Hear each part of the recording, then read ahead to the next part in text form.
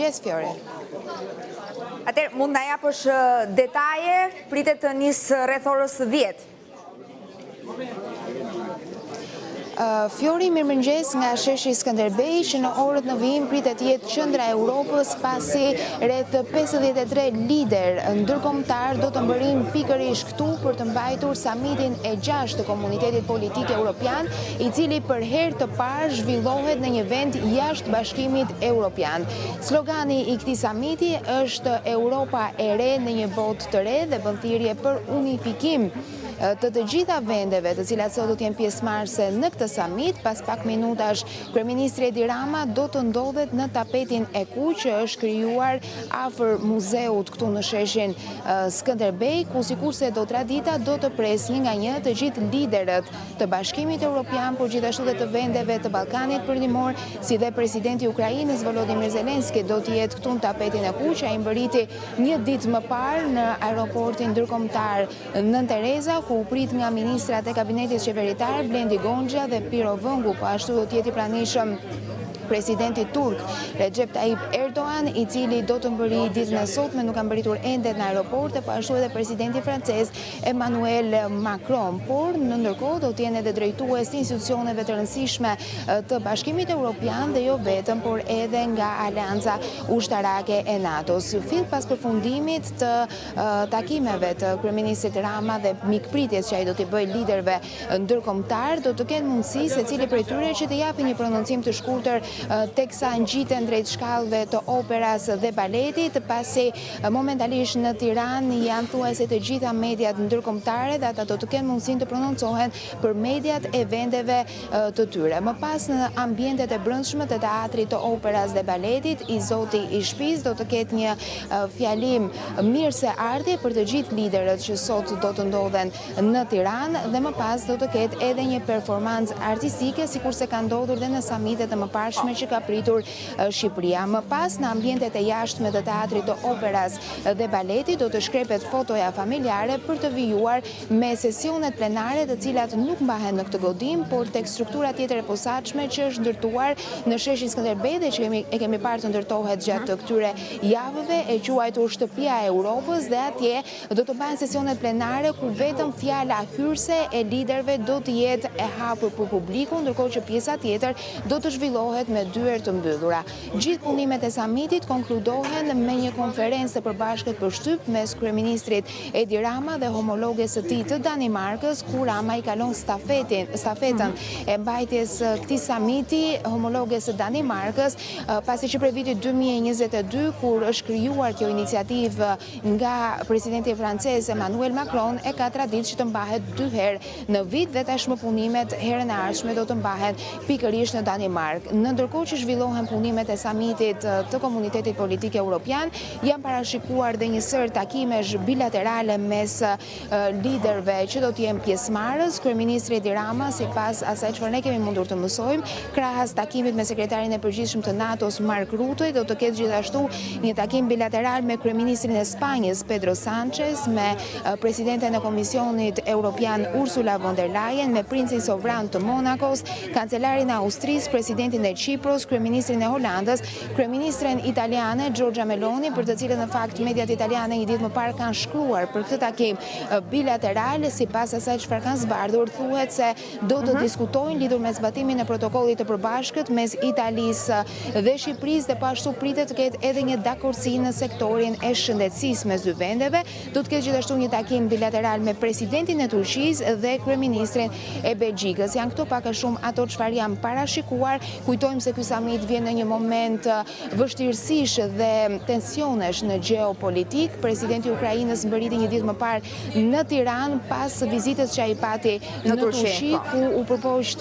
të kishte negociata sa i takon paqes me Rusinë, megjithatë duket se diçka e tillë është vështirë të arrihet. Ndërkohë lideri i parë që mbërriti në Tiranë një ditë më parë ishte kryeministri i Britanisë Keir Starmer, i cili kishte edhe një plan në fakt gjatë mbërritjes në Shqipëri për të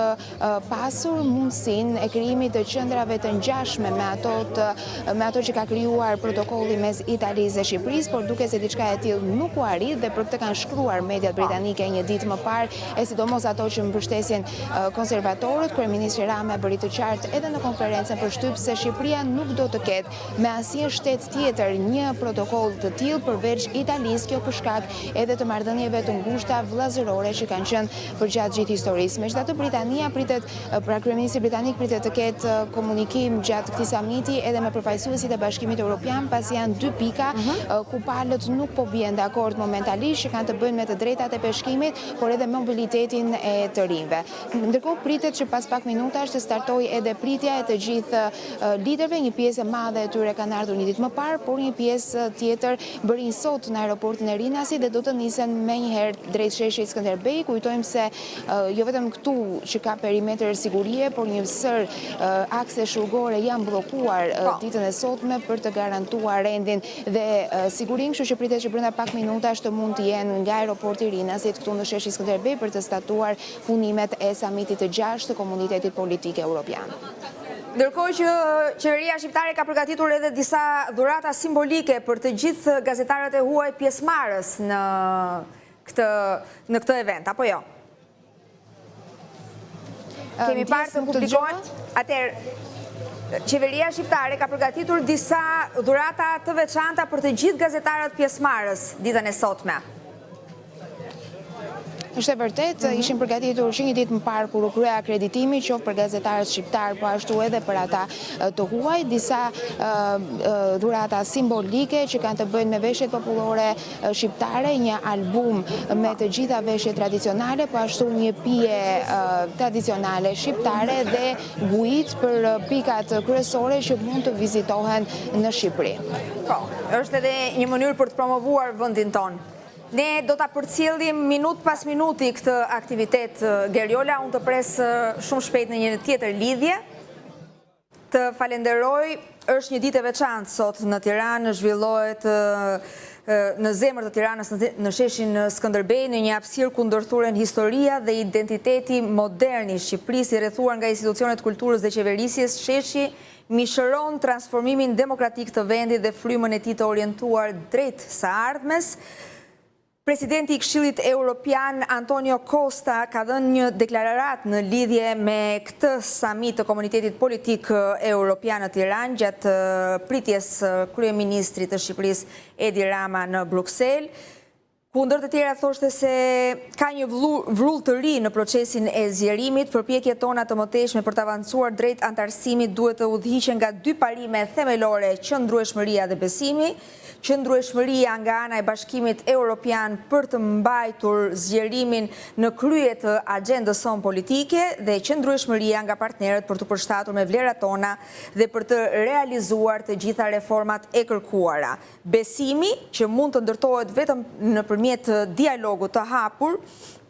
mes partnerëve në rajon dhe me institucionet e Bashkimit Evropian dhe shtetet anëtare. Ky ka qenë reagimi i presidentit të Këshillit Evropian Antonio Costa, ndërkohë që Ursula von der Leyen e ka përshkruar aktivitetin e sotëm me shumë entuziazëm. Do të jem në Tiranë për takimin e Komunitetit Politik Evropian, është i pari në Ballkanin Perëndimor. Është një simbol vërtet i fuqishëm. Familja jonë europiane e vlerave shtrihet shumë përtej kufive të Bashkimit Evropian. Ne ndajmë një kontinent dhe një të ardhme të përbashkët. Ky ka qenë reagimi i Ursula von der Leyen, duke u mbështetur me vrullin e samiteve të mëparshëm, të cilët janë zhvilluar në Prag, në Moldavi, në Spanjë, Mbretërinë e Bashkuar dhe Hungari. Komuniteti Politik Evropian në Tiranë do të shërbejë si një platformë për dialog të hapur politik dhe bashkëpunim konkret. Agenda do të pasqyrojë çështjet më urgjente për qytetarët evropian sot, ndërkohë që do të ofrojë dhe hapësirë për të parë përpara me qartësi dhe ambicie. Është një nga eventet më të rëndësishme që zhvillohet në vendin tonë. Pak më parë ka patur edhe një reagim të kryeministrit të vendit Pas takimit me sekretarin e përgjithshëm të NATO-s Mark Rutte, por çfarë është komuniteti politik europian? KPE nuk është një organizëm i Bashkimit Evropian, as nuk është zëvendësim për antarësimin në Bashkimin Evropian, siç friksojnë disa vende që aspirojnë të bashkohen BE-s. KPE është në thelb